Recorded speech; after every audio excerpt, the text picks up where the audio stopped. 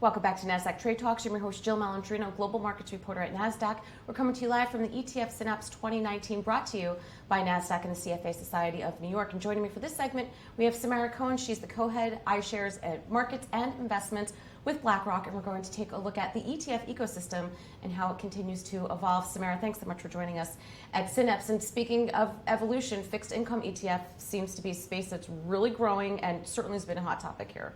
Fixed income ETFs are growing. They have been a huge topic at the conference, and they are $1 trillion now across the world, and we think they'll go to $2 trillion over the next 5 years. And the reason that is they are an incredibly convenient way to trade the bond market. And the bond market has resisted electronification, unlike most other parts of our lives, until the ETF, which we really think of as a technology that makes accessing bond market exposures much easier, much more convenient.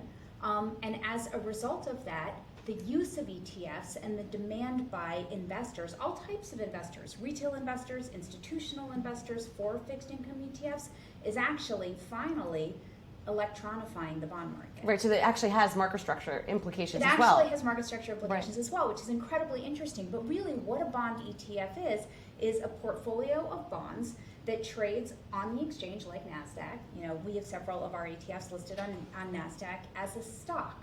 So in order to be an effective and competitive liquidity provider in bond ETFs, you have to be able to simultaneously trade large portfolios of bonds. You can't do that by hand, over the phone, by voice. And so to effectively compete and meet this client demand, liquidity providers have had to invest in technology that allows them to move multiple line items at the same time, and that has the effect of electronifying the markets. And we see the volumes going up on electronic platforms because of the demand for fixed income ETFs. I'm a bond market veteran, and 20 years ago, people were saying, yes, the beginning of the dot-com era, towards the end of the dot-com era, like the bond market is definitely going to electronify. But in 2009, 2001, the only part of the market that really electronified was treasuries. And now what we're really seeing is the electronification of other asset classes, because again, you need to trade portfolios and multiple line items to compete for ETFs. I think that's really exciting. Me too. It really it levels the playing field. I'm so happy you think so yes, too. Yes, I mean, well, for investors, retail investors like myself, it's you can't replicate a bond manager's portfolio unless you have access to ETFs. And then also for portfolio managers, I would imagine from a cost efficiency perspective, it's a godsend to have these kinds of products. That's right,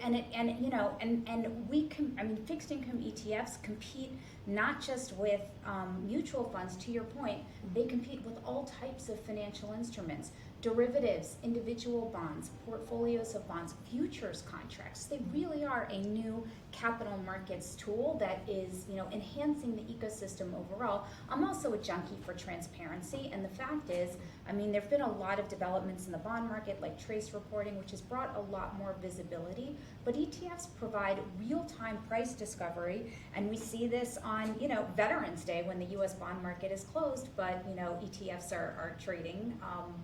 We That's see a good price point. Formation all day long. All right, now are there enough authorized participants to support this kind of ETF growth?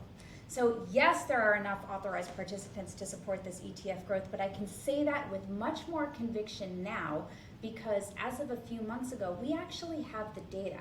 So this is a conversation that's been out there, particularly I think from the passive-aggressive pundits who are questioning whether ETFs, this isn't really a fixed income point, but somehow will the redemption mechanism that makes ETFs work, will that break? Will that break because there aren't enough authorized participants? And just like to remind everybody, an authorized participant is the institution that has the contractual relationship with the fund to bring them stocks in exchange for shares, or to bring them shares in exchange for stocks in the case of a redemption.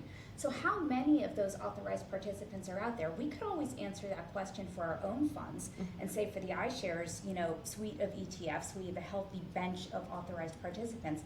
But the SEC has required everybody to start publishing it, and all of their flows and all of those filings were really in a few months ago. So we've done a huge analysis about it, and we think anybody who has any questions on the AP ecosystem should read our paper, but should also do their own analysis.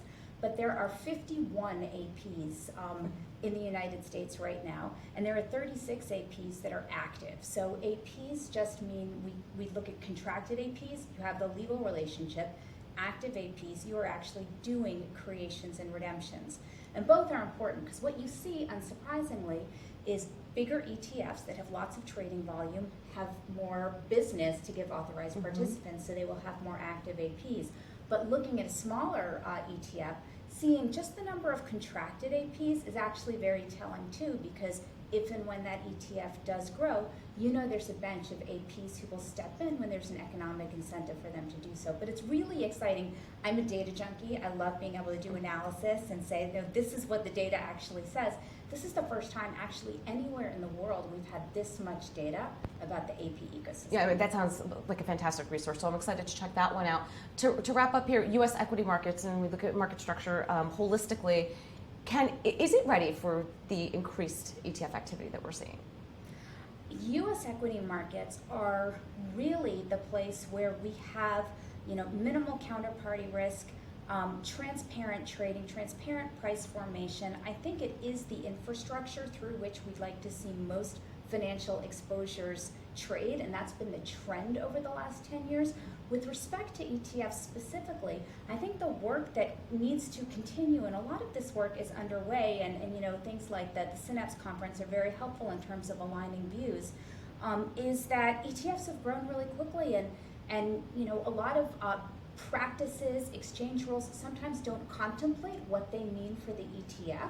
So ensuring that we think about rules, particularly rules in the case of extraordinary volatility, what those mean for the ETF, what does limit up, limit down mean in the case of an ETF, those are conversations that are unfolding in the industry across various coalitions and in the SEC, which I think is important for growth. Great insight. Thanks so much, Samara, for joining us Thanks on Trade for having Talks. me. And thank you for joining me throughout the day from Synapse. I'm Jill Malandrino, Global Markets Reporter at Nasdaq.